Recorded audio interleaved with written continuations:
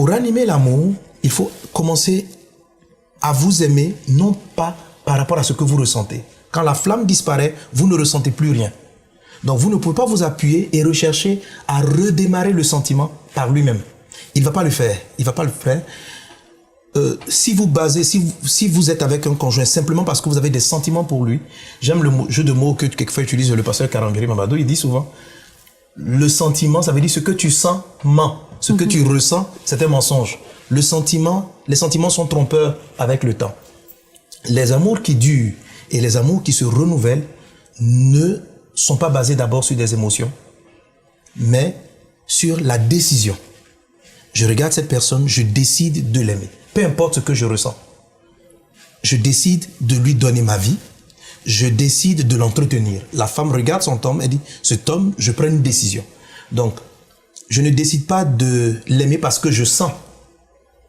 C'est ça l'histoire de l'eau avec le vin. L'eau, je vais dire entre guillemets, c'est comme si ça n'a pas de goût. Le vin, elle a du goût. Jésus, pour créer le deuxième vin, utilise un élément qui n'a pas de goût. Quand vous décidez d'aimer quelqu'un, c'est sans goût. Là, je dis pour ceux qui ont perdu la flamme, c'est d'abord une décision que vous devez prendre. Une décision de faire le bien sans ressentir quoi que ce soit. Une décision de dire, ma femme, je vais sortir, je vais l'amener. Je vais apprendre à l'apprécier. Vous devez le décider. Vous n'attendez pas le ressentiment. Ce qui va se produire, parce que vous décidez sur la base de la parole de Dieu. Vous allez voir que juste après, le sentiment va venir. Le sentiment va réapparaître. Mais le sentiment qui va réapparaître sera beaucoup plus fort que le sentiment qui est venu parce que vous l'avez rencontré un jour à l'église, il vous a plu, son visage était super beau, elle est belle. Si vous basez votre amour sur la beauté physique, quand vous prenez de l'âge, la beauté physique s'en va. Vous n'allez plus aimer votre conjoint.